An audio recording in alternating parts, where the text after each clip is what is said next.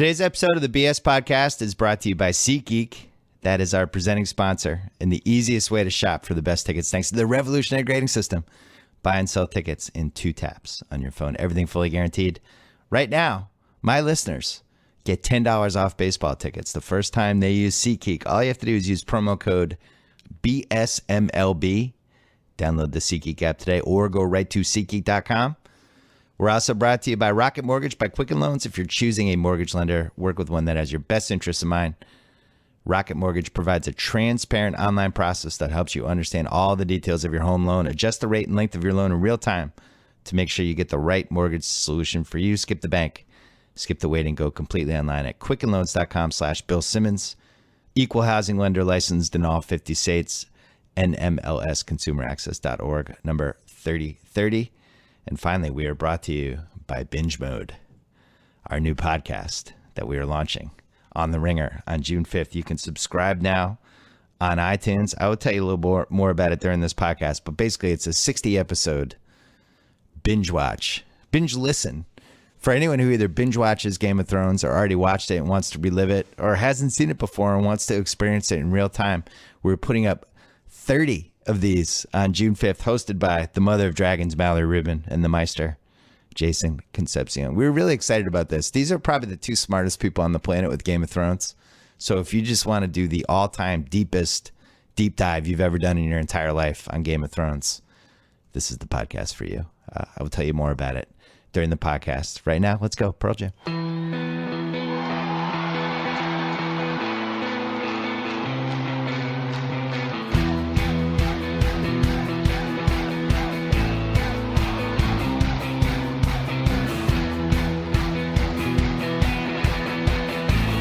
All right, on the line right now, he's in the Bay Area. I was in the Bay Area last night. I zoomed in and out for Game 1.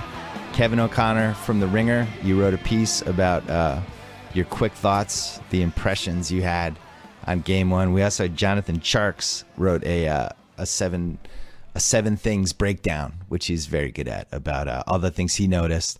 And the stuff that you guys noticed mirrored what I noticed at the game. Here's the one caveat I would say. By the way, hello, Kevin. How are you?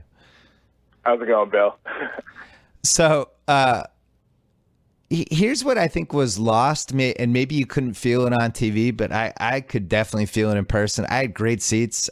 My friend John Burbank, who's involved with the Warriors, we sat behind the basket, and I was very close. And I thought the first half was so intense. It really immediately felt like a fourth quarter Game 7. I don't know if I've been to a game. I've been to a lot of basketball games. I have never been to a game that immediately kicked off with Game 7 level. All the chips have been pushed to the middle of the table. Intensity. It was amazing. And what happened was, once the Warriors started to pull away, you could kind of feel the air go out of both teams. But for about 2.5 quarters, I felt like I was watching Game 7. I know Cleveland's defense was bad. I know we can talk about all the strategy mistakes. But from an intensity standpoint, I was astonished. What did you think, Kevin? It was tense in the first half. I mean, that whole first half, it felt like, it was really going to feel like this for the whole series. And that's what felt so disappointing. And towards the middle of that second quarter, towards the whole second half, really. Yeah.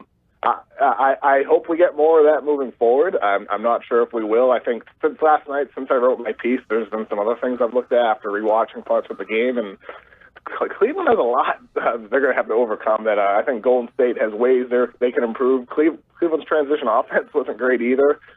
There's a lot of problems that they have to move on from. They made some strategy mistakes.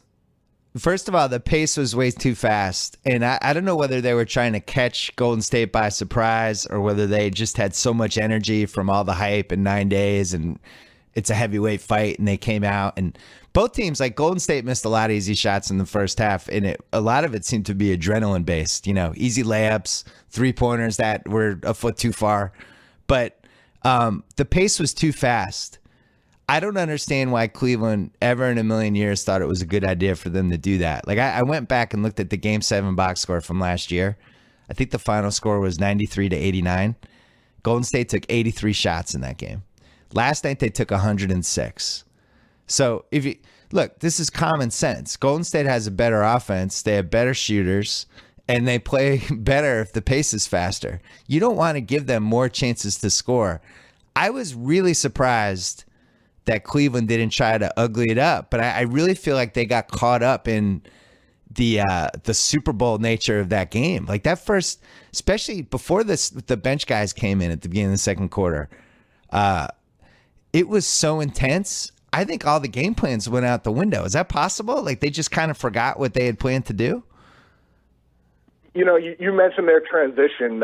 I looked on Synergy Sports. They had 23 transition opportunities last night, and of those 23 chances, they had 4 turnovers. They shot 1 for 9 from 2, 1 for 7 from 3. So that's 2 for 16 total on transition. And the thing is they were forcing a lot of those chances. Like, rewatch those possessions. Yeah. Golden State was getting back on defense. They were playing good interior defense, whether it was Zaza Pachulia, Kevin Durant, or Draymond Green.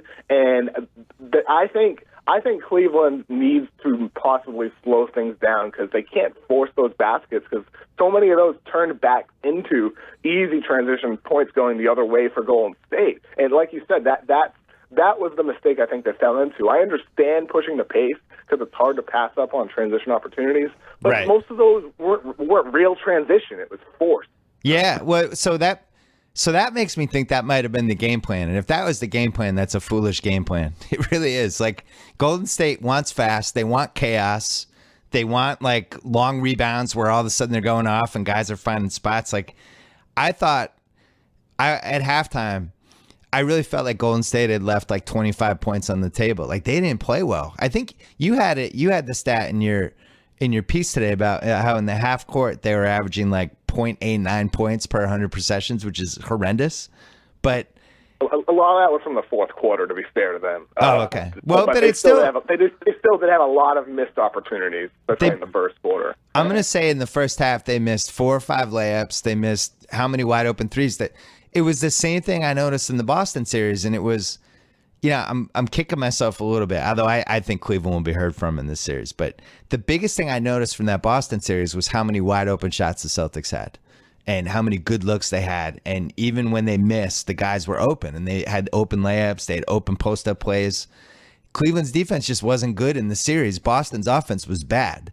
And leaving that series, I was like, man, if Golden State gets the shots Boston just got in that series, this is a wrap.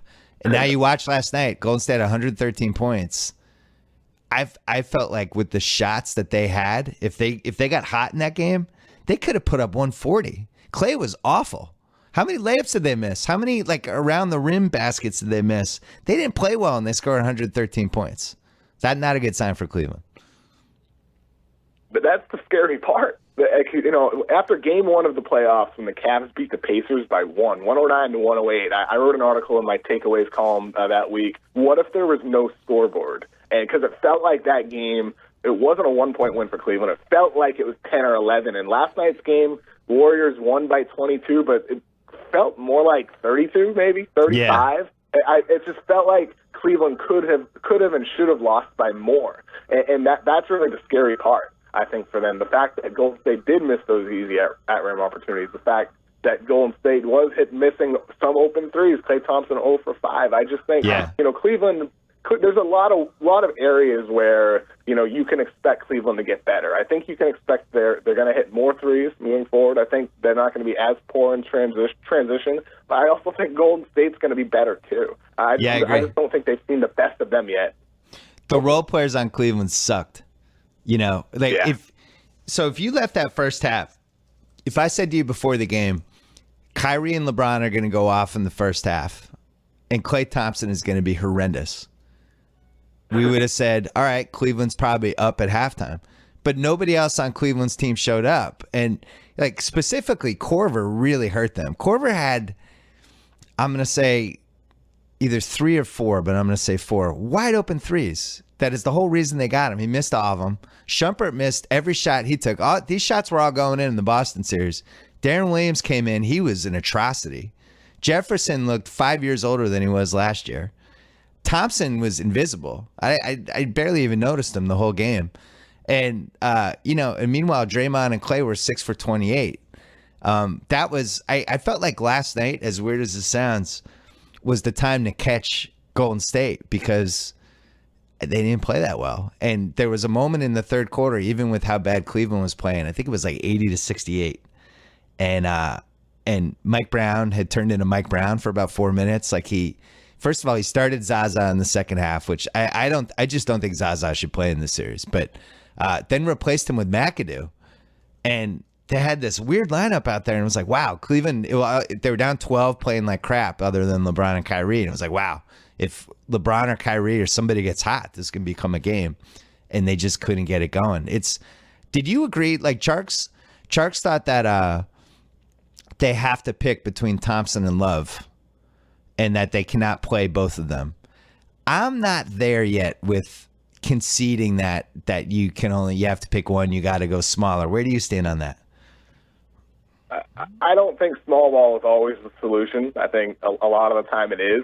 I think for them, to Charks' point, one of the problems is Kevin Love was not good defensively last night. No. And Kevin Love was pretty good defensively the entire playoffs. I mean, got to give him credit where it's due. He was pretty good. The issue is that they haven't faced a team yet, obviously, like Golden State that can beat him off the dribble. So I think they need Kevin Love to be effective this series. I think you're asking for trouble if you're going small and you're relying on Richard Jefferson or Darren Williams playing 28 minutes instead of 18. I think you're asking for a lot for those guys playing small. I think really they need Kevin Love to be effective defensively, and the question is I don't know if he can. I just don't know if he's good enough defensively against this team. He's passable in the rest of the playoffs. But what does it matter at this point? Well, we haven't even mentioned the guy who was the best player on the court last night, and Kevin Durant. I'm always thinking about. I always have my rankings in my head all the time. I left that game last night thinking like, wow, is that the fourth best forward of all time? Is like LeBron and Bird and Duncan. Is there anyone else, any other forward ever that's better than Durant? Durant was unbelievable last night, and there was one play.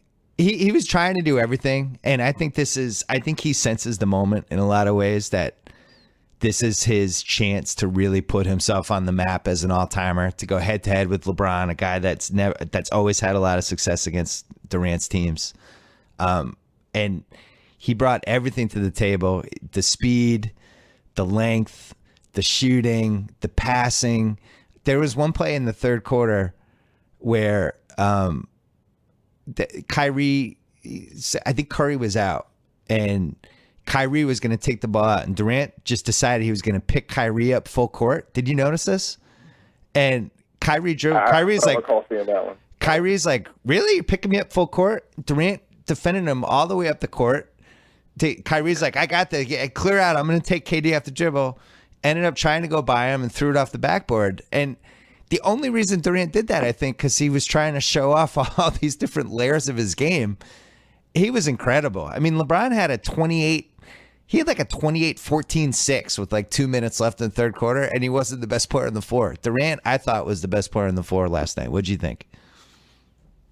I mean, I think watching Kevin Durant, I wondered last night, has the game ever looked easier for a top 50 all-time player? Yeah. Has it ever looked easier than it did last night? I mean, those open dunks, the defense, the deflections. I just can't recall a superstar in a situation where it has ever come that easy for the player. It was remarkable to watch, especially his defense. I mean, like we talked so much throughout the whole season about Golden State's offense, but Durant has added a new element to their defense. There's instances where he caused deflections when LeBron tried those cross-court passes, driving the lane and forcing fast break opportunities, or even just preventing an open corner three. Durant was unbelievable. And he was flying. He was like, flying is the word I always use. He was flying around the court. He looked 120% healthy. And, they did something that really made me mad that the Celtics didn't do more of. They were ready for those LeBron cross-court passes. We put in your piece, we put one of the videos of the guys jumping the pass, or Jarks' piece, one of those. But LeBron he loves doing that. He loves driving and just immediately in a split second firing these cross-court passes that nobody sees. And the Warriors were trying to jump them, and specifically Durant and Draymond were just ready. They were locked in on those, and LeBron's going to need a plan B. But, Durant, I always call it command of the room. When you see really great players in person in a basketball game, especially when the stakes are that high, and some guys just kind of own the room. It's the same thing as like if you're at a party or at a restaurant, a club, whatever. Just some guys kind of stand out and have a certain swagger to them. And I felt like Durant had that last night. Like he knew where Jay-Z was sitting. He knew where Rihanna was sitting. He knew where all the celebs were. He just kind of had command of the room. And it was really interesting to watch LeBron try to match it. When LeBron's always the guy who has command in the room, right? So they went back and forth, back and forth, back and forth. And once LeBron realized that he did not have the horses in this game, you could see him kind of ease off the gas pedal. He was going 85 to 100 miles an hour in the first half. In the third quarter, he started to downshift. And by the fourth quarter, he's just kind of cruising around the neighborhood. He was saving it, kind of mentally filing away the little things he needed to do. But it's so rare to have two great players guarding each other in the finals. We always think like, oh, Magic and Bird. It's like, well, they didn't guard each other. When Shaq for 3 years didn't really have a foil. Hakeem and Ewing, we were excited about that. Duncan really never had the guy that, he went against in the East in the finals. This is pretty cool. That's my big memory from being there last night is just, wow. This is probably the best forward of all time and the fourth best forward of all time in their primes going head to head in the finals. It was cool to see. I think it might not be cool for Cleveland or cool for LeBron though, because right. He carries such a heavy load offensively already. It's so much to ask him to also defend maybe the second best forward of this generation in Kevin Durant. And the question is like if you take LeBron off Kevin Durant, who do you put on him? Are you relying on Richard Jefferson to do it, who's 40 years old for the whole game? Are you relying on Shumpert? I don't know. I don't know what solution there is besides saying, LeBron, you got to do both. I have an idea on this. I think you just let him get his points. I don't think there's nobody on the roster who's going to stop him. There's no Durant stopper. Nobody's stopping Durant. Newsflash, not happening. Yeah. He's getting his points. Like there were moments when it was like, oh, I'm by myself on the right side with Tristan Thompson guarding me. I'm scoring on you. Oh, Kevin Love. Oh, this is delicious. Hold on. Let me put some ketchup on you, Kevin Love. Goes in, scores on him. They had nobody. And if you're going to put Shumpert on him, which I was expecting, and I think they're saving that for game 2, Shumpert was a train wreck offensively. He was terrible. So if you put Shumpert in and you have Tristan Thompson in, now you're playing 3-on-5 offensively. So is that worth it to make sure Durant doesn't get his? I would put LeBron on Draymond. I agree with Sharks. I'd put LeBron on Draymond and try to make Draymond shoot threes and use LeBron as a free safety. And I would just keep throwing bodies at Durant. J.R. Smith. I'd put Kyrie on him. All right, post him up. Just do bullpen by committee on it and just try to make sure he doesn't get 60. But worry about the other guys. The other problem they have is Curry is, all the way back. That's about the stretch he's having now is as well as he's played in 2 years. And there was did you notice the one great moment when Love got switched on him? And I think it was the second quarter. And it was like, game seven redux. And Curry knew it, and Love knew it, and the fans knew it. And we're like, oh, watch Curry's this little makeup sex for Curry here, and just torched him. Gave him 17 moves, then just went by him and did a lefty layup, scooped it in, and it was like the hidden message was, I'm healthy now. Last year was an aberration. This is what happened when I couldn't score on you in the biggest play of our season. I was hurt. Now I'm healthy. I'm going by you, and I don't know. It's pretty illuminating. Kyrie's going to have to guard him. The thing is, they can't guard Kyrie. So if I'm a Cavs fan, the two takeaways I have that I love from this game are they can't really guard LeBron and they can't really guard Kyrie. I thought Kyrie could get pretty much whatever shot he wanted in that game. What'd you think?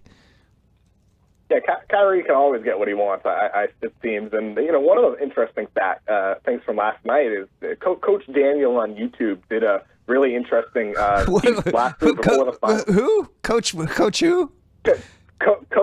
Daniel, that's his YouTube name. He's really good. He does great stuff breaking down the Daniel. He did it. Coach Daniel, okay. Yeah, he did an NBA Finals preview piece, and basically, like, one of the concepts he outlined in the video is how Draymond switches off ball, right? So last night in the game, we saw this with Stephen Curry. Like last year in the finals, the Cavaliers would try to run screens to get LeBron on Curry. They try to find the best matchup, and they tried that last night. But the adjustment the Warriors have made is they'll switch off the ball before the screen happens. Yep. So if Curry is on Irving, right, and let's say Thompson is on Smith, they'll have Thompson and Curry switch as Irving's setting the screen. So instead of Curry ending up on LeBron, it'll be Thompson. It's a switch before the on-ball screen. And that worked effectively last night to completely hide Curry. There was very few instances where Curry ended up in a really bad matchup. And so not only is Curry all the way back offensively, but defensively Golden State has made that tweak to hide him defensively. And it was remarkable to see that last night because Cleveland didn't have an answer for that. I mean, they said after the game, like, you can't simulate Golden State. But that's something I feel like they should have or probably did see on film. It's hard to figure out a counterattack to that because it's just something Golden State does whenever they want to. And I'll be curious to see how they attack that moving forward if they figure out new creative ways to do it. There was that fun play when Curry he ran over to the corner. They basically did the Isaiah Thomas defensive tactic with Love. And Love immediately tried to post up, and LeBron threw in the ball, and Draymond came flying over and just blocked it. Like, they were ready for all of Cleveland's moves. And, Cleveland, the three teams they played, and especially last round, God bless the Celtics. I love that team. But, man, you're going from injured Isaiah Thomas in 2 games, then he's not even in the game anymore, and just this hodgepodge group of people who would not have been one of the best 4 players on the Warriors, to Kevin Durant and Steph Curry. I was talking to a friend this morning.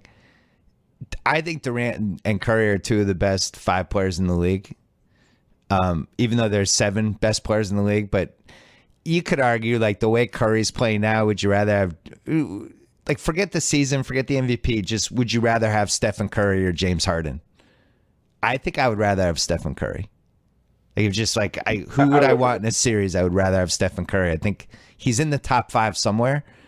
And they have 2 of the top 5. And I was racking my brain trying to think of any other time that's happened. And it's really, McHale and Bird in 86, Elgin and Jerry in the 70s, West and Wilt Elgin and Jerry in the 60s, West and Wilt in the 70s, Cowens and Havlicek, Dwayne Wade and LeBron in 2011, Shaq and Kobe for those 3 years. This does not happen very often.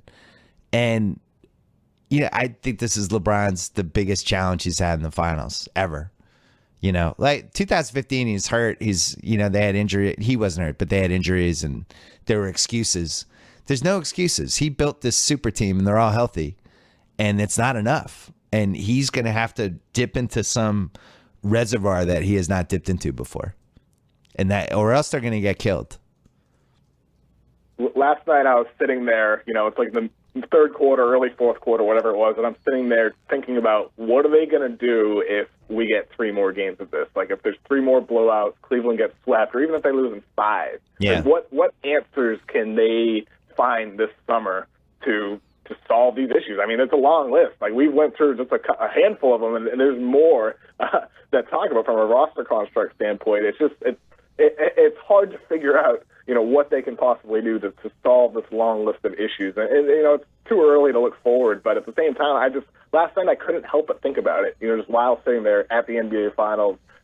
When there's a game being played, I'm thinking forward. Yeah. It's hard to figure that out. So let me put the brakes on for a second. The home team's supposed to win game 1. Only 2 guys on Cleveland played well. They had a bad strategy. And, I think, as I said earlier, that they had 106 shots last night and 83 in game 7. the recipe for them to hang with this Golden State team in Golden State is to replicate Game 7 and to slow the pace down. Exactly what Jarks wrote about today. Slow the pace down, ugly it up, walk it up constantly. Every offensive play is basically either LeBron and Kyrie together with the screen or somebody else. And just that constant LeBron trying to get the right guy on a switch that he can torch. And that's the only way they're going to win. They need Klay to suck. They need Iggy and Draymond to miss threes. And they need these games to be like 96 to 90, 95 to 89. They need Thompson to slow it down. Thompson gets going. And they need, think about Kyrie in Game 4. I really think I know it's crazy because the Celtics were just not that good of a playoff team, but I really think they were going to win Game 4 when LeBron got those 4 fouls. And Kyrie just went to 7 other levels. He was insane. So they need him to. I know it's like a cliche to say they need Kyrie to have an awesome game, but they need something like that in Oakland by either LeBron or Kyrie. They need one of them to have an out-of-body experience, and Kyrie has it in him. I actually was waiting last night for him to do it. I was like, oh, wonder if Kyrie's gonna, the scary Kyrie. I wonder if he's gonna show up. He never really showed up, but that's what's going to have to happen because I think otherwise the Warriors are too good. I think Durant's too good. They do not have an answer for Durant. That's the one where if you leave Game 1 and you go, all right, what do we do to stop Durant? Everybody just stares at each other. And what do you do? I don't know. Hey, can I tell you, I sat next to Kevin Hart randomly last night, who was rooting for Kevin Hart. He's rooting for the Cavaliers. And the three takeaways I had was he calls LeBron LJ. I think that's LeBron. You know how the players have the basketball public nickname, but then like the nickname, that's the real nickname. So he was calling him LJ. LJ. He was calling Kyrie. Ka. Tate loves this. Tate's on the edge of his seat. And Tate, what do you think he called J.R. Smith? J. Real. No, he called J.R. Smith Swish. Oh, nice. Apparently that's J.R. Smith's like underground nickname, Swish. He's like, come on, Swish. Come on, Swish. He's doing that. But yeah, so it was LJ, Ka, and Swish. Did not have a nickname for Kevin Love. I think it was Kevin. But he said he was rooting for the Cavs because he had a lot of shoe stuff. But then Rihanna showed up with Jay-Z. They were 4 seats apart. They seemed like they did not come together, but were obviously knew each other. And Rihanna, tall lady. I'm going to put her at about 6'1", Kevin. We say maybe 6 feet and a half, something like that. But definitely was decked out and rooting for the Cavs and giving everybody shit. So that was pretty funny. But it was, was that the first finals game you've been to? Yeah, that was my first finals game, Bill. It was a really cool experience. What was your biggest takeaway from just the difference between a finals game and a normal game? I would say really everything before the game, just how many people are there early. Like usually when you show up to any game, playoffs, regular season, like the arena is really empty or like a couple hours before the game. You can just kind of sit baseline and do your thing. But at the finals, like all the security's out, all the cameras are out. It's the finals when you step out there. And like that was my first takeaway showing up at the arena like 4 hours before the game or however long it was. Just it's the finals the second you're there. And that was a really cool experience. And it's also, I used to love, especially when we did Countdown the 2 years, I used to love getting there as early as possible because there's just so much history on the court. Like, oh, there's Isaiah Thomas who's walking around. Oh, there's Barkley. It's like these guys who are like in the top 30 all time are just like become these characters dissecting the game. And then every relevant media person is there. There's a million good conversations to stumble into.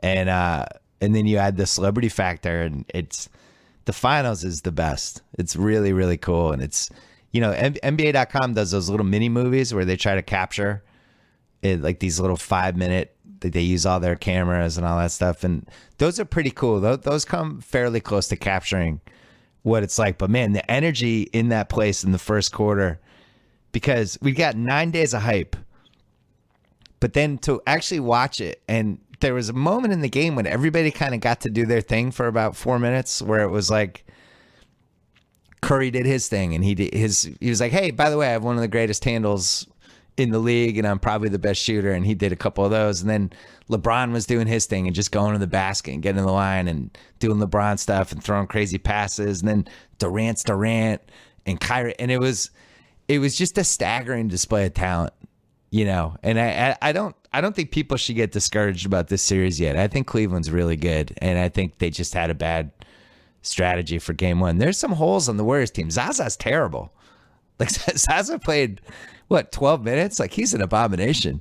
Ian Clark was out there. Like, it's not like the Warriors had, have this great 1 through 9 team, and role players, often decide some of these games. So I expect the Cavs to slow it down and do their thing. Do you think, what would your prediction be for game 2?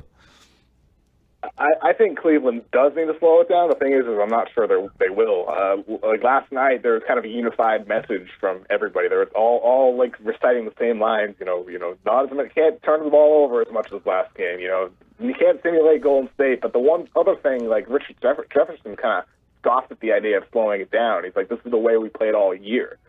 This is who we are. And I just think they're going to have to slow it down. If they do that for game 2, I think if they don't do it for game 2, I think they're going to lose. I think they have a chance, absolutely, if they slow it down. That's like some Atlanta Falcons stuff there, right? Keep attacking. Oh, please give us the ball back. Like, sometimes you have to adjust to what the reality of the situation is, and you're not going to beat Golden State playing small ball. You're just not. And you're not going to beat them in a game where both teams have 100 shots. It's just not happening. You have to. Their advantage, I think, is to. I respectfully disagree with Sharks. I think they have to play Thompson and Love, because if they're going to go small ball, now you have Darren Williams and Iman Shumpert, all these guys that aren't good, and you're just playing into the Warriors' hands. The one advantage they have is they can pound the boards, and they have 3 guys who can get 15 rebounds in a game. Thompson, Love had 21 rebounds last night. Thompson, Love, and LeBron can completely dominate the boards in the paint. So that, to me, that's what they have to do. And they have to slow down the pace so they don't put too many miles on these guys and all that stuff. All right, Kevin, stay out of trouble in Oakland, and I'll see you at game 3. I'll do my best, Bill. All right, take care. Bye-bye. Quick break to talk about Hotel Tonight. If you're like me and you're not so great at planning ahead, I've got good news for you. There's an awesome app called Hotel Tonight that helps you find amazing hotel deals at the last minute. Unlike flights, hotel rates usually get cheaper at the last minute. Hotel Tonight helps hotels sell their unsold rooms, allowing them to pass those deals along to you. Not for last resort places, but cool top-rated hotels. Hotel Tonight has over 15,000 awesome partner hotels in 36 countries. Perfect for a spontaneous getaway or a trip you've wanted for a while. Like if your favorite sports teams, say, made the NBA Finals. Oh, yeah. I'm talking to you, Cleveland and San Francisco. Even though the app's name is Hotel Tonight, you can book up to a week in advance. All it takes is 10 seconds, just a tap and a swipe. Get in on those killer last-minute deals and download the Hotel Tonight app right now. Also, don't forget, Monday, June 5th, The Ringer is launching Binge Mode. That is the first podcast of its kind that we've ever done. For the next 6 weeks, The Ringer's Mallory Rubin and Jason Concepcion, a.k.a. the Mother of Dragons and the Maester, will dive deep into HBO's Game of Thrones. And I mean deep. Theories, explanations, the history of why this person did this and why that person did that, impressions of Robert Baratheon. Oh, yeah. I was wrong. The first 10 episodes of Binge Mode are going to drop on Monday, June 5th, which correspond to season 1 of Game of Thrones. And then every Monday, a new batch of 10 episodes will be coming out. And the reason we did this, and we're trying it, and look, it might not 100% work. I think it's going to work, but it might not, because we've never done anything like this before. We're hoping that either, if you've never watched the show before and you want to binge watch it up until the Game of Thrones premiere date, that you can watch the shows and then listen to the podcast and kind of experience it through them. Also, we're hoping if you want to binge watch the show for a second time, do it and jump in with Mallory and Jason And then third, you might just be a weirdo who wants to listen to these anyway. I'm in that camp. I'm going to listen to these, but not binge watch the shows again. But either way, if you ever cared about the inner workings of Game of Thrones and every possible, why did this happen? Why did that happen? Conversation. And you just want to be prepared. You want to impress your friends, whatever. I would listen to this because it is a really good podcast. So subscribe to Binge Mode on Apple Podcasts, SoundCloud, Stitcher, wherever you get your podcasts.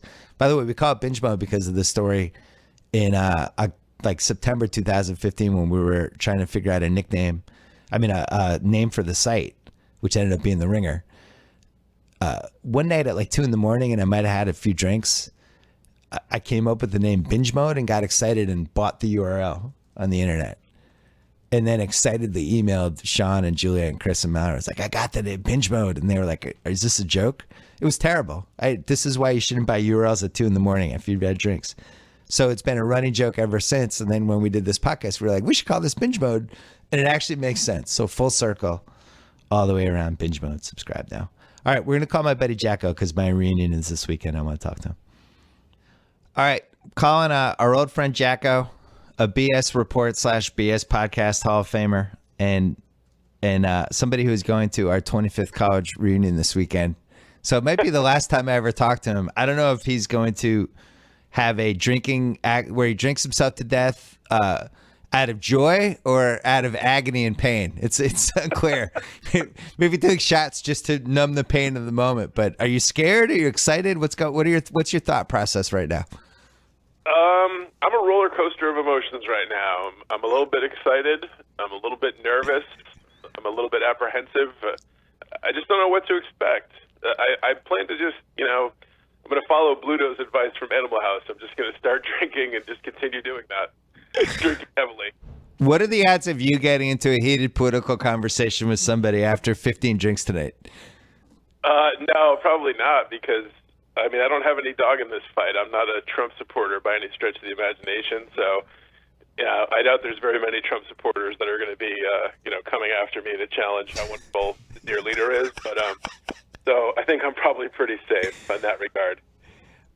Do you wish I was going, or do you think I was the only smart one here? Well, I wish you were going, but yeah, I think you're also smart for not. But I definitely wish you were going. And I wish I could somehow monetize the fact that every time someone asks me, where's Bill or how's Bill, then I could retire. Just say he's not fucking here. We don't talk anymore. The over-under on where's Bill is about 7,500, and I'm going to bet the over. You have to create some fake story like we had a falling out and we don't talk anymore or something. I'm just going to say, Bill who? Just who, say what? Just say Bill owes me money from 15 years ago and I haven't talked to him since. That's what I'm going to say. That sounds good. Do you think people will bring their spouses to this? Because I always feel like that is the reunion faux pas of all time, is bringing... Well, I looked yesterday because you can see who is going to this thing, so you can see the list of attendees, and the number bringing spouses is very sparse. Good. Now, maybe that's, maybe there will be spouses there and they're just not on the official registers, but sometimes you did see a few where it was like, so-and-so, and then it had like the same name right underneath it, so it's a spouse. But, if you went to Holy Cross with your spouse, obviously they're going to be there, like our buddy Chip Cade, but other spouses seem to be sparse in attendance. So there's nothing worse than the bummed out spouse who's just being constantly introduced to people who aren't going to remember who they are 10 seconds later. That and also the standing there while your husband or wife does 25 minutes of remember the time we and the spouse just stands there like looking at their shoes, The last reunion I went to was the 10-year, and I'd do some things over again. I'll just leave it at that.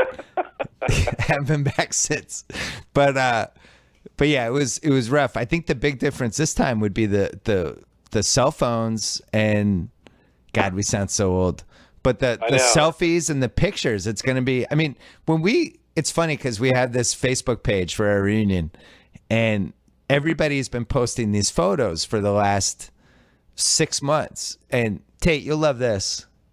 Tate's amused and horrified right now. Tate, when we were in college, we had cameras, and you just had a roll of like 36 pictures, and you just snap pictures, and the roll was done. Then you put another roll in, and then you would bring them to the photo store. Yeah, take them to Walgreens. Right, take them to Walgreens, wherever, and you get like all the things developed, and you would. What would we hope for a batting average for good photos from each roll? Right, it was like 36 photos, maybe 5 would be good. Yeah, exactly. Half of them would be blurry. Like you'd be like, "Oh, that would have been the best picture," but the guy's thumb was over the lens, and now it's just like you just keep taking photos until you have a good one. You just keep deleting them. So I'm expecting great photos from you. And now you can see what the photo looks like too. Because right. You couldn't do that in the old days. There was nothing on the back of the camera to see how it came out. Well, and then then wait your roll back from Walgreens after you dropped it off for an hour or 2 hours and get it back. The photos were incredible. I'm always amazed thinking back too about now that cell phones are so ubiquitous and we can't do anything without our cell phones. Like, how did we ever meet people? Like, if we were having a party or if we were going to a party or a bar, like, how did we ever meet up with people pre-cell phone? It's the biggest. It's really crazy. It's the biggest thing that I can't wrap my head around when I think back to college, where, you know, we had different. We were obviously we had our group, but sometimes you would drift off to this other group on Carroll Street, and we would go to parties, and I'd be like, I really hope Jacko's there. And then you come in, and it was like the end of Shawshank. Hey! You go nuts. Now we would just text each other. Hey, you go to all right, I'll see you. I'll be there at 10:15. But there was a level of excitement that just I can't imagine cell phones would match. I mean, you probably spend more time today. You'd spend more time worrying that your cell phone was going to run out of batteries. I guess. God, we sound so old. This is great. But ridiculously old. But so the reunion. Yeah. Do you have a plan? Is Friday night going to be the big night? Saturday? What are you going to do? Just full throttle 2 days?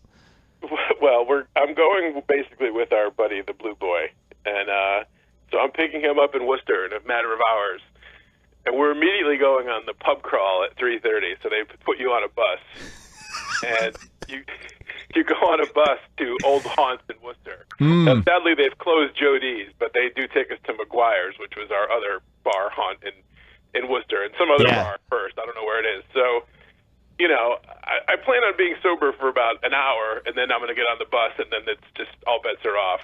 So then, you know, then you hit the ground running at the pub crawl, and then at night tonight they have like a, you know, cocktail party, DJ, dinner thing. So, you know, open bar is my friend, and just going to hit the ground running there. So today's probably the big day. I think you go in and you make a big splash.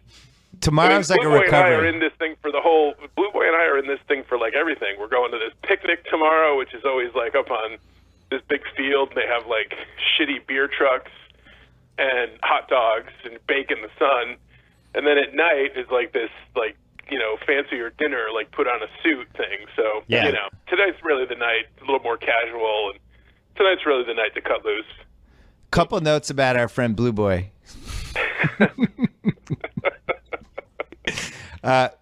First of all, one of my good friends, he's never been allowed on a podcast in 10 years. So I think that's, let's start there. Just not allowed. Just not going to happen. Why don't you tell the story of how he got the nickname Blue Boy? Well, I couldn't testify to this, but apparently Blue Boy was the name of a male-exclusive pornographic magazine back in the day. Yes, it was. And he had yes, it was. And Blue Boy had a blue car, and his older brother gave it the name Blue Boy in deference to the magazine. And so he would call the car Blue Boy, and so we would be hanging out at our house, and we would see the car come in, and we would go, Blue Boy! And then somehow the nickname moved from the car to him because he was the sole driver of the car, so he became Blue Boy in honor of his car, in honor of a male-exclusive pornographic magazine. That's our friend Blue Boy. And, and that's, he, I don't know what he's going to be capable of this weekend, but I'm surprised. Yeah, I'm surprised he's in for all of this, and like really, he's the most excited person I know about this. So that troubles me a little too because I just don't know what to expect. Now I wish I had gone. I did. Now I I have wish you did regrets. too. Yeah, it was a really poor performance. It's I got sidetracked by the finals and this soccer thing, and for my daughter. They have the finals. They have the finals every year. Your 25th reunion comes but once. I know, but really, I just want to see you guys. We could do that anyway. Yeah, that's true. We'd all end up just hanging out in a group together anyway. I will take copious notes and give you a full report. Believe me. The Facebook page where everybody was posting photos, I got sidetracked. I forgot to finish that. It's an amazing, amazing document of how poorly people dressed in the late 80s and early 90s. It's staggering. We might as well be wearing Amish clothes from like the clothes they wore in Sturbridge in the 1780s. It's the giant sweaters. Somebody posted a picture that I was in a couple days ago where I'm wearing. We were at some function. I'm wearing a gray suit and a black shirt and a black tie. Yeah. It's like it looks like I'm going to an 80s party where I'm trying to parody an 80s outfit, but that was actually the outfit, and I thought it was a good idea. It is incredible. I remember when you wore that and you were all proud. Like I you were was. like, oh yeah, look at this. There's another one where, for some inexplicable reason, another picture where you're wearing like an Indiana Jones hat. Yeah, that's true. Remember, I got that hat in the Bahamas. Remember, it was like a hat made out of like a banana tree or something, and then I brought it back and wore it in Worcester, Massachusetts, inexplicably for like a month. I don't know what that. Oh my God! What's scary is, I'm half Italian. For whatever reason, the half Italian became full Italian with the way I dressed in college for like 2 years, Right. leading to that black suit. I'm gonna put. You know what I'm gonna do for America? I'm gonna put on my Instagram. I'm gonna put that picture on because I really can't describe how bad the outfit was, and I'm gonna put the hat picture on too. You can get both. But these pictures were hilarious, and then all of a sudden there was a little bitterness this week because some people were mad that they weren't in the pictures. Right, It's like, well, just right. post the pictures. People are just posting pictures of their friend groups. I know that. I don't led understand down a that. whole rabbit hole of like about in groups and out groups and people. Not to mention people are 47 years old, by the way, Right. and we're still talking about like cliques and in groups and bitterness from when you were 22. Like, let's move on, folks. Guess So that what- should be fun. guess what Hopefully some of happened- that tension comes out after a few cocktails. Yeah, you'd be like, hey, settle down. Yeah, guess what happens in college? You show up and you become friends with whoever's in the rooms around you in your dorm. That's what Right, happens right. 97%. Tate, your best friends from Exactly. college? Yeah. Where are they from? Well, they're from North Carolina. They're from college, but were they from your freshman? Yeah, from the floor, from the same building. So Jacko was in the room next to me freshman year. Wow. And one of the reasons we became friends was because he didn't realize I was home once, and he was just belting out the lyrics to The Unforgettable Fire by U2. That happened a lot in college where people didn't realize somebody was in the next room and they were just like kind of really feeling themselves and belting out songs and stuff. But yeah, Jacko and I were literally next to each other. Joe House was 7 rooms down, and that's it. That's who you end up being friends with. It has nothing to do with like in groups or whatever. It's just you're friends with who you were next to as a freshman. You're 18. Right. What do you think the toilet situation is going to be like? Is it going to be as bad as it was when we were in college? Did they solve that? Well, the good news is like we're staying in some new residence hall that didn't exist when we were there. Yeah. And according to the reunion thing, every room has a private bathroom. Oh my So God. so it's just me and the blue boy sharing our bathroom. So pray for that one. But we don't have to have like a communal one with like 30 people using it. So that's good. Wow. Tate, what We have else do you want? a private shower and a private bathroom and air conditioning. Tate, what else do you want to know from the reunion pregame show? Hold on, let's give the reunion pregame show a sponsor.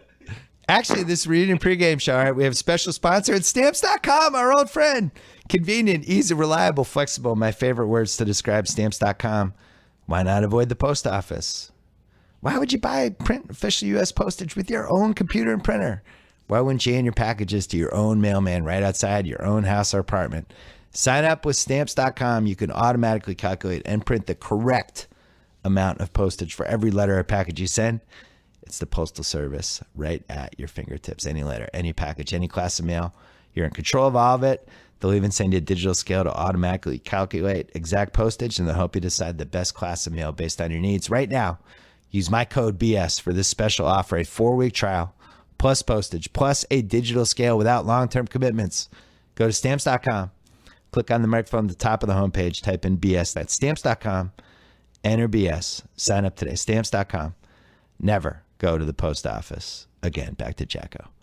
Wow, who knew the Reunion pregame show was going to have a sponsor? That was so exciting. I'm going to see if I can get the bus driver to play this on the pub crawl. Hey guys, settle down. Listen to my podcast. Hold on, we gotta quickly talk about the Yankees because Okay. Aaron Judge is on pace for 85 homers or something, and is clearly headed for 5 years from now, talking in front of the senator committee, testifying, saying he's not here to talk about the past. I don't think there's any question anymore. I'm kidding. He's been fantastic. Is this your favorite Yankee since Jeter? Where does he rank right now? Oh God, yeah. No, I love Aaron Judge. I love Aaron Judge. He's been everything we hoped for and more. I mean, they brought him up in September and he hit like 200, struck out left and right, and I was like, he's probably too big of a strike zone. And this year he worked really hard in the off season apparently, and he's just like absolutely caught lightning in a bottle, and he's like says all the right things. He's super humble. He's like the toast of New York. He did a funny bit on Jimmy Fallon where he like interviewed people outside Yankee Stadium pretending to be a sports reporter talking about Aaron Judge, and they didn't realize it was him. And he was really good. The kid's like 24 or 25, and he's like this quiet kid, and he was like really a natural, like acting, and like it's just you couldn't have asked for anything better than what he's been so far. Not to mention the numbers he put up. Girardi had to move him to the 3-hole yesterday because he's like the best hitter in their lineup, so it makes sense. So you're back. You're starting fantastic. Great defensively too, everywhere. You're feeling like this is a little 95-ish? I do feel a little 95-ish. I mean, they got these, he came up and has been phenomenal. They're getting this pitching they didn't expect from Severino and Pineda. Yeah. And, they got a good mix of like young guys and older veterans. Matt Holliday is apparently like a great clubhouse presence. Gardner has been the best player in baseball in May. They got these young kids producing. It's unbelievable. And then there's all this hope on the farm. Like they weren't supposed to be this good this early. Like they're supposed to be like a year or two away. So if they, do anything this year or make some noise, look out. Because then next year, Gleyber Torres is coming. Although he may be coming this year the way Chase Headley's hitting. He may be the third baseman before long. So you got all these kids on the farm. They got the ability to make some moves because they got such a deep farm system. It's fantastic. Why aren't they wearing the black arm patch on the jerseys? Oh God, for Aroldis Chapman's shoulder. Well, that's the thing. I mean, normally you lose your closer, who's like this big guy, but they had Betances step up to the plate. He's been phenomenal as the closer. So right. When he comes back, it's basically an embarrassment of riches. When who comes back? I mean, when Chapman comes back in 2019. Okay, your second starter's elbows held together with duct tape and wire for $217 million. Hey, in retrospect, that David spending $312 million on David Price and Pablo Sandoval, maybe not the best idea. It was positively Trumpian. It really was. I mean, that's Sandoval. The Yankees take heat, and rightfully so, for some of these disastrous contracts. That Sandoval contract, I mean, Jesus, that's the worst contract in the history of baseball. Yeah. No, Carl Crawford, to be fair, Carl Crawford is the worst contract in the history of baseball. Yeah, who could have guessed that Sandoval would potentially get out of shape once he got given large sums of money? I have on my League of Dorks team, which has a chance to win the title this year, we have Chapman, Betances, and Clippard. So we had all our bases covered in case Chapman's arm came flying off his body, and then it actually happened. So we replaced the saves, but so I'm kind of like you, even though I hate the Yankees, where I'm refreshing Chapman's player profile, and they're like, he played catch today. It's like, oh, he played catch. Okay, yeah, we're back. Yeah. But it's And yesterday they were talking about like the distance he was able to throw. Like he was going to start throwing from like 90 feet or something. So right. It's good sign there. We're making some progress. Do you know? I mean, it was funny because he was pitching. He actually he labored through a couple of saves, and he blew one against was it against the Red Sox where he got lit up? And, yeah. And you're like, but he still was throwing like 100 or 102, but I guess it affected his movement or whatever. So yeah, it's concerning when a guy's whole bread and butter is throwing 102 to 105 and his shoulder is shaky. That's not great. But well, the bottom line is you've dealt him last year for somebody who's the best prospect in the entire American League and then re-signed him, which is a pretty unbelievable turn of events. Yeah, my thing with the Red Sox, it's been a strangely dissatisfying season so far from a team that has like a $700 million payroll. But it doesn't feel like they've gotten going yet. And the price thing, it's like whatever. It's the offense and the setup guys have been the concerning things to me. And just I don't know what I knew Ortiz. I knew they were going to miss his bat and the clubhouse presence, but there's definitely been a ripple effect. Like you can feel it. But yeah, my thing is like officially lurking now though. They've had a good. No, I know. I mean, I was hoping they were like dead and buried in mediocrity. Nah, they're too talented. They were sniping at Farrell, and they're getting ready to get rid of Farrell, and they're whining about they want Farrell gone. And then they caught fire, and like last night, they're getting murdered by the Orioles, and then they made it interesting in the the ninth inning. Right. Because Hall of Famer Jackie Bradley Jr. hit a 3-run homer or something. I mean, the team have no pop, but they've had a little bit in the past like week and a half. So if they start hitting some home runs. Well, that's the thing. Sale and whatever price gives them, they're going to be scary. Yeah, the bats are just starting to come around. I never panic about baseball until July. Just think, it's all these teams are so close, and you have the wild card and whatever. I thought they would hit more homers. That's what I was. I just thought that it would be this new generation of, kind of the 77 Red Sox basically, and it hasn't totally happened yet. And I miss Ortiz. Puppy left, and he took the good stuff with him, and for them to get other stuff. Obviously. Oh, you should talk, Aaron George out of nowhere. He's on pace for 840 homers.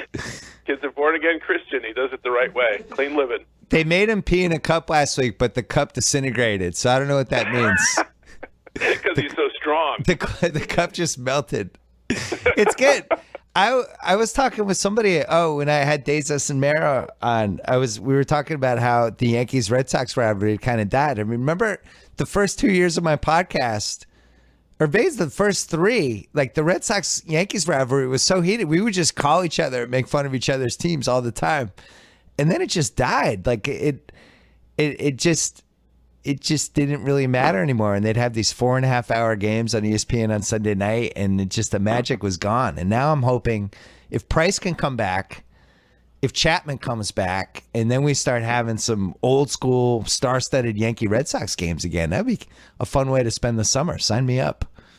Yeah, definitely. If they're battling for first place, it would definitely be fun. But this is the Red Sox thing now. Like for 100 years, the Yankees kicked the Red Sox ass. For literally 100 years. And then Red Sox are like, oh, this is a bitter rivalry. We're bitter rivals. You've had a good 10 years, and everybody's like, well, that rivalry's over. That's all done. Forget about that. Like, what the fuck happened to the previous 100 years where we kicked your ass, and now you're declaring the rivalry's over? If you remember, and I even wrote a piece about this, I was one of the few who never called it a rivalry because the Red Sox never won. I always called I called it a feud. It was a feud. It was just bad blood, but a rivalry insinuates that both sides have exchanged dominance. Yes. And we just lost you all the time. It should be more of a rivalry now than it ever has been. Yeah. Oh, it is, but it just doesn't. What really needs to happen is there needs to be a fight in a game. We need our Bryce Harper Strickland moment where we need somebody to hit somebody, need bad blood. We need Pedroia to charge somebody and all that. That all needs to happen. We need something. I mean, what sort of slowed things down in the rivalry was, you had Johnny Damon, who was a Red Sox, and then he became a Yankee. And all these guys are friendly. All these guys are friendly off the field, and they all respect Jeter, and the Red Sox the Yankees respected Ortiz, and there was too much love among the players. Like in the 70s, like Thurman Munson and Carlton Fisk like legitimately hated each other. Yeah, they had, they hated Greg Nettles because he hurt Bill Lee. Yeah. Like there was real legit bad blood. Like Veritek and A-Rod, there was some bad blood there. Of course, everybody hated A-Rod. True. That didn't really foster the rivalry, but it's not like the old days where you really had real, actual dislike. Yeah, the part of it was when Pedro left. I think that Pedro kind of coincided. With Pedro and Posada, yeah. And also the Yankee fans really fed off Pedro especially in Yankee Stadium. Those games were events, and then when the Who's Your Daddy stuff started, that gave a little extra life. But I was at that game in 2003 with Pedro and Clemens when Zimmer got thrown down, and that literally that was the most nervous I've ever been at a sporting event because that was the Roman Coliseum. Right. Like that crowd literally wanted blood. Like they would have if they could have gotten their hands on, Kareem Garcia, they would have torn him to shreds like some ancient Roman thing. That was really ooh, this is getting a little too intense. And then the Red Sox won in 2004, and I think that released a lot of the pressure. It was like opening a valve. So yeah, you had Clemens, who we hated, Paul O'Neill, who everybody hated, and who remains one of the most loathsome players who ever laced up baseball cleats. We had the Manny Ortiz combo that was just fun and felt like these were like our two buddy cops trying to topple the Yankee rivalry, basically. So maybe one bench clearer. Judge comes in and just starts throwing people around. He probably turns green like the Incredible Hulk. In a bench clearing brawl, he grows 2 feet. It's really amazing. Johnny, congratulations. This guy's headed for 800 homers, and I don't see anyone stopping him. Congratulations. I know what you're trying to do. He's immune. What am I trying to do? I'm not trying to do anything. You're trying to jinx him. I'm really happy for you. You're trying to jinx him, and it's not going to work. I think it's going to get the final list will be Judge 1, Bonds 2, Ruth 3, Sammy Sosa 4. I just can see it in my head. And Gary Sanchez Productions is starting to hit too. What's that? Gary Sanchez Productions. He's starting to hit too. Yeah, he hit 2 home runs yesterday. Don't let him get hot. Him and Judge, it's like a Ruth Gehrig for the 21st century. I'm very happy for you. I'm also happy that we didn't talk Trump. I know you have to go, but actually, I'll give you 1 minute on Trump and then go. Well, I mean, it's a minor thing, but this really sums up Trump this week. He's half falling asleep, and he sends out this tweet about media covfefe or whatever, right? Right. So obviously he was trying to type coverage, and he's a moron, and so he leaves it up there as covfefe. Now, a normal human in a normal political party would say, oh, he was tired, and he fucked it up, and he made a typo. No big deal. But what does Sean Spicer, his press secretary, come out and say? He's like, well, people in the know what it means. And try to be all cagey about it, like it's some secret fucking code from this moron. That's like a North Korea shit. That's like cult of personality. And Republicans hated it when Democrats were like, Obama is the Messiah and this cult of personality. And now they're even worse with the cult of personality because his minions have these quotes on TV and in the paper where he's like the sun god. All life emanates from Trump and he's so wonderful and everything's going perfectly. And anybody with eyes can see that it's not going perfectly. And when you have to do that about something stupid like a typo in a fucking tweet, I mean, that's not a healthy place for the country to be in. It's not good. It's, just come out and say, oh, he was falling asleep and he started to spell coverage and screwed it up and he fell asleep. That's all you have to say and it goes away. But they try to make it into this grand thing and it's like, what? And everybody can see through it transparently. It's ridiculous. It's look, throw out the parties. It's our first experience of having an insane narcissist run the country, and and it's going as expected. Yeah, of course. It's the first time we've ever. To quote Dennis Green, he is who we thought he'd be. The climate thing. Just reading the stories, and it's like, what's the upside of pulling out of this?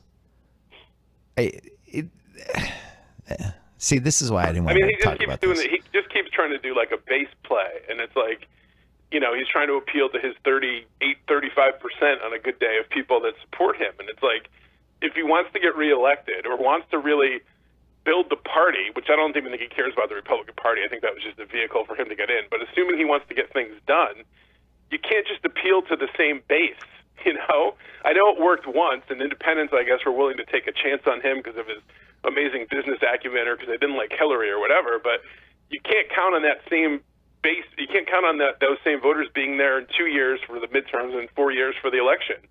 Most presidents try to expand that so they have some better prospects of getting things through Congress, where Congress is afraid, oh God, he'll come in and campaign against me, but nobody's afraid of him. Can you give me, as a Republican, 2 positives from the Trump presidency so far? Well, I mean, this guy Gorsuch that he put on the Supreme Court is a good thing. And he has, he's put some. I like this guy Mattis, who's like the, Secretary of Defense. So some of his cabinet officials I like.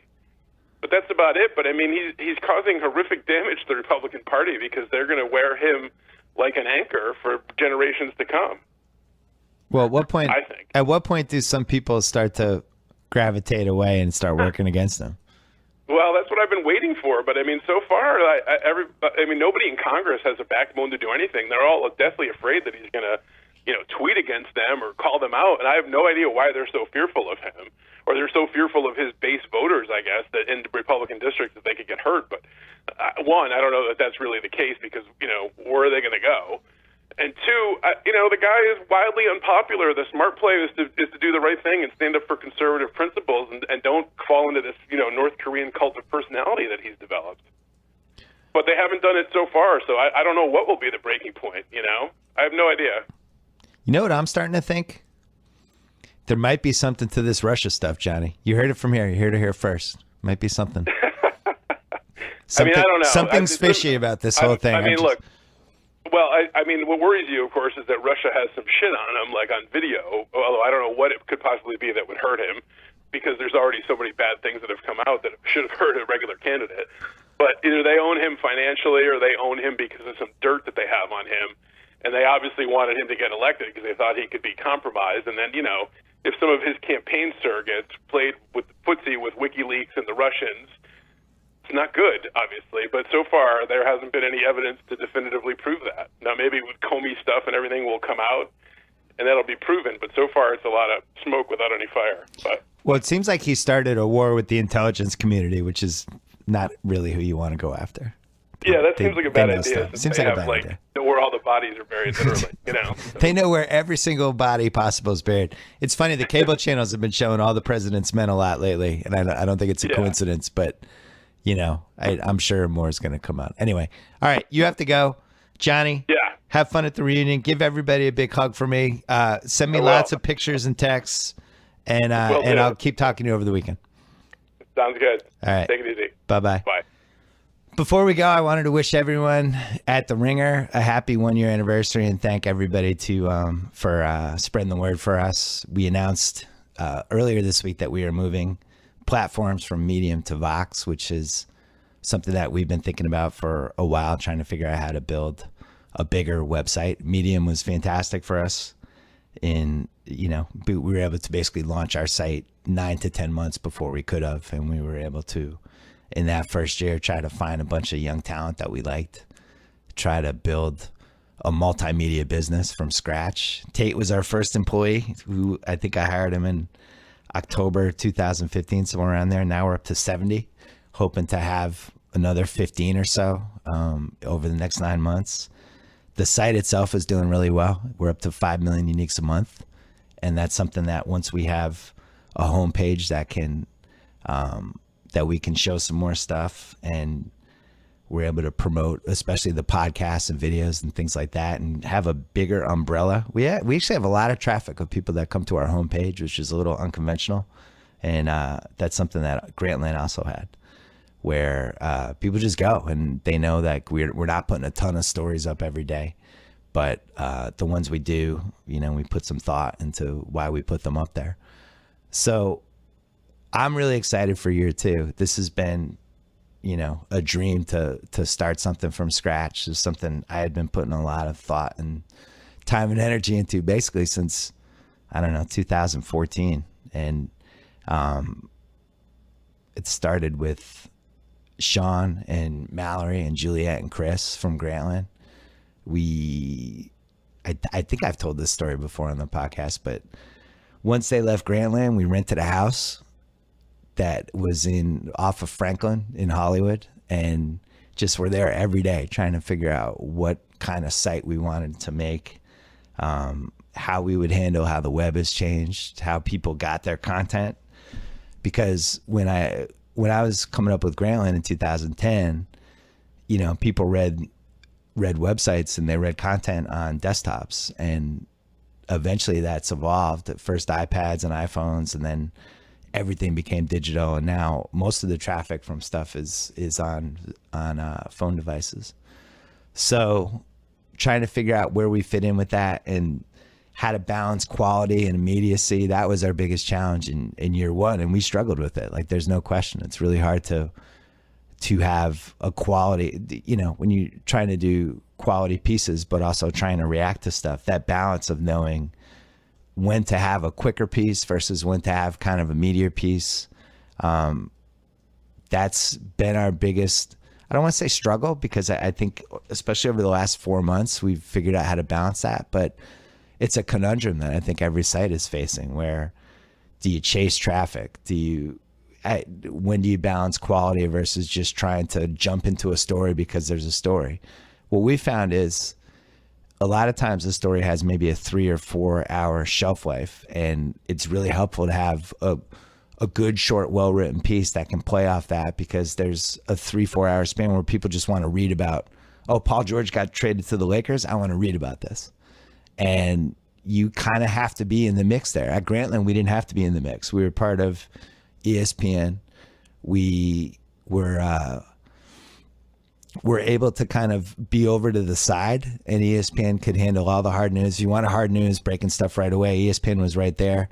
And if you wanted something that was a little more detached, a little more meat, features, bigger stuff, oral histories, columns, essays, all the stuff we were doing, we fit in with there. Here, it's a little different. It's a question of, when stuff happens, how do you react to it, and how does that affect the decisions you make maybe 12 hours later? I think if you look at what we did with the finals in game one, O'Connor, who was on earlier in the podcast, he wrote kind of the reaction piece, and it was good. It's 5 minutes long, and it was a nice take on the game. And then Charks came in this morning with kind of a deeper dive on the 7 things that he noticed, and more video and stuff like that. And the balance of those two, both of them could be read 2 days later. Both of them could be read immediately. And, you know, that's been something that we've had a lot of fun collectively trying to figure out how to do it. But, you know, you can't do a site like this unless everybody just commits to it and works their asses off. And we have so many people that, you know, are up late hours at night, working on weekends, working when they were supposed to have Memorial Day off, and then something happened. And especially when you're starting from the ground floor and you're a little understaffed, and the whole has to exceed the sum of the parts, basically, or whatever that phrase is. I can never get that right. What is it, Tate? The whole, how does it go, Tate? The whole 16, I can't remember how it goes. But you just need people who are super committed and who believe in what they're doing. And we have that. And that's been, for me, the biggest thrill of this first year is just the people we have are fantastic, and they work their asses off and really believe in what we're doing. They care about each other. And it's just been cool. And year two, you know, definitely more video. We have to figure out so much of the internet, and especially a lot of the advertising dollars are going into video right now. And we have a whole bunch of things we've been trying on there. But that when you want to grow a business, you know, you have to have a bunch of things. And that's something we realized before we launched the site, is you can't launch a site that's just words anymore. And even at Grantland, we knew that. Like, we knew a big part of our strategy shifted. The first year, it was just about, we're going to have good writing and we're going to have podcasts, and nothing else was on the table. And then YouTube started throwing money around, and we're like, oh, we could start a video channel. That'll be cool. And then that evolves, and suddenly we're making documentaries and series and stuff like that. And you kind of have to follow the momentum of where things are going. And for us, like right now, video is the biggest thing. And it's a constant creative challenge to figure out what's best for a written piece, what's best for a video piece, what's best for a podcast. And eventually you hope that you have something for everybody and that you're doing everything at a really high level, which is the goal for us for year 2. It's a really good time to create content. There's a lot of potential partners out there, and there's a lot of different ways to do it.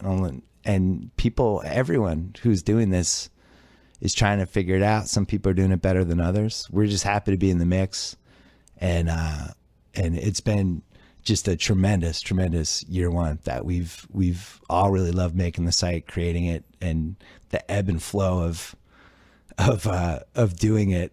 Even if it wears you down sometimes, it's definitely worth it, especially when you have days like yesterday where we had just so much good content, and it's going to keep getting better. And you go into year 2, year 3, you figure out what you need. It's almost like building a football team. We need a corner. We kind of need a backup linebacker. You know what? We could get better in the kicking game, and you just keep adding until you keep getting better. So it's been awesome. But I wanted to thank everybody that worked for so hard for this last year, because it's been awesome to watch. It really has. It's been certainly the most thrilling experience of my career. Anyway, thanks for listening. Enjoy the weekend. Don't forget to subscribe to the Binge Mode podcast, which is launching on June 5th. And don't forget about the Larry Wilmore and Cousin Sal podcast, because those launched a couple weeks ago. And check out theringer.com. I'm going to try to write something about the finals next week, so stay tuned for that. But we have a ton of great basketball stuff up there, so you can hear all of that. And if you missed Ice Cube, who I did a podcast with on Wednesday, he was fantastic. And I should have put more thought into how cool that podcast was going to be, because I was surprised. I was like, why am I surprised that Ice Cube is great on a podcast? Because he was awesome. The stories he told were great, especially about LA and 87, 92. So that was pretty cool. All right. Shout out to Holy Cross. Enjoy the weekend. And I'll be back next week on the BS Podcast.